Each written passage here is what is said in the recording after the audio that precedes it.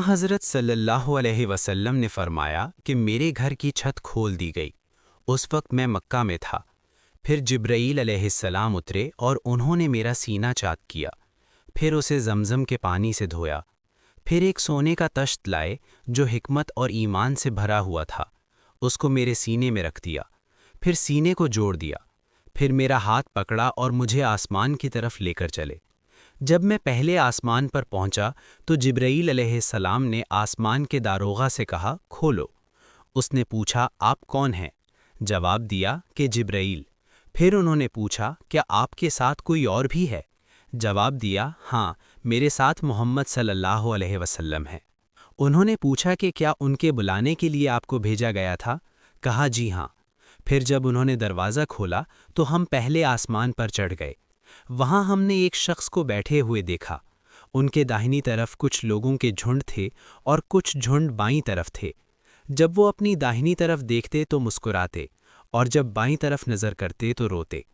उन्होंने मुझे देखकर फरमाया, आओ, अच्छे आए हो, सालेह नबी और सालेह बेटे। मैंने जिब्राईल अलैहिस्सलाम से पूछा, ये कौन है? उन्होंने कहा कि ये आदम अलैहिस्सलाम हैं और उनके दाएं बाएं जो झुंड हैं ये उनके बेटों की रूहें हैं। जो झुंड दाईं तरफ हैं वो जन्नती हैं और बाईं तरफ के झुंड दोज़खी रूहें हैं। इसलिए जब वो अपने दाईं तरफ देखते हैं तो खुशी से मुस्कुराते हैं और जब बाईं तरफ देखते हैं तो रंज से रोते हैं। फिर जिब्राईल मुझे लेकर दूसरे आसमान तक पहुँचे और उसके दारोगा से कहा कि खोलो।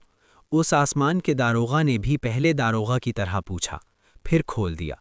हज़रत अनस ने कहा कि अबू ज़र ने ज़िक्र किया कि आप सल्लल्लाहु अलैहि वसल्लम यानी नबी सल्लल्लाहु अलैहि वसल्लम ने आसमान पर आदम, इदरीस, मूसा, ईसा और इब्राहीम अलैहिमुस्सलाम को मौजूद पाया।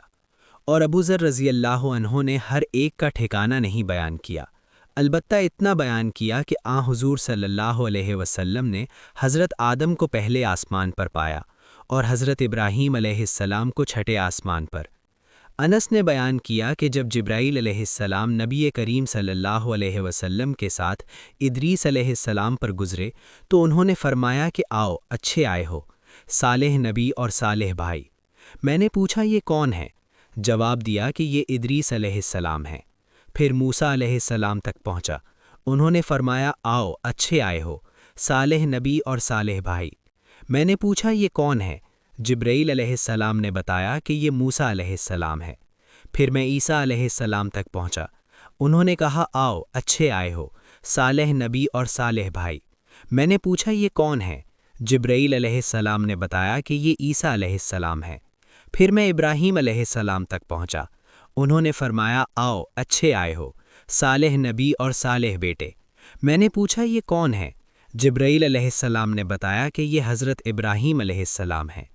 इब्ने शहाब ने कहा कि मुझे अबू बकर बिन हज़म ने खबर दी कि अब्दुल्ला बिन अब्बास और अबू हब्बतुल अंसारी रज़ियल्लाहु अन्हुम कहा करते थे कि नबी करीम सल्लल्लाहु अलैहि वसल्लम ने फरमाया, फिर मुझे जिब्राईल अलैहिस्सलाम लेकर चढ़े। अब मैं उस बुलंद मुकाम तक पहुँच गया जहाँ मैंने कलम की आवाज़ सुनी, जो लिखने वाले फ़रिश्तों की कलमों की आवाज़ थी।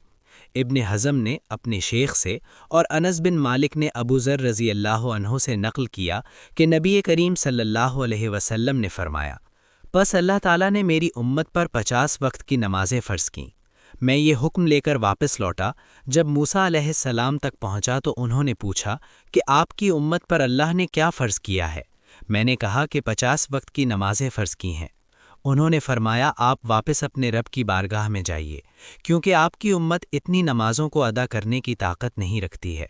मैं वापस बारगाह रब्बुल इज़्ज़त में गया तो अल्लाह ने उसमें से एक हिस्सा कम कर दिया।